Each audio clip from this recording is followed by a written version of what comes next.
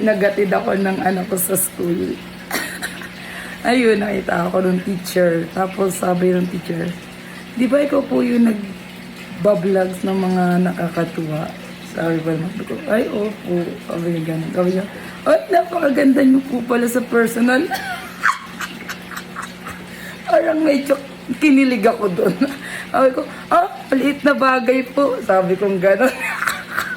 Sabi niya, tapos sabi ng teacher, ay para pong kamukha niyo si Ivana. Tapos sabi ko, sabi ko, kaya pala siguro crush ng asawa ko si Ivana. Kasi kawig ko, wow. Tapos sabi pa nung teacher, sabi niya, hindi nga po ma'am, kawig niyo din po si Ann Curtis. Tapos sabi ko, namang kinikilig-kilig ako talaga naman na.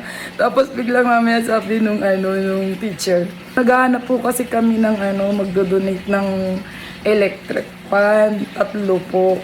Sabi ko, napaisip ako, sabi ko, ay, ma'am, 2 lang po yung kaya ko.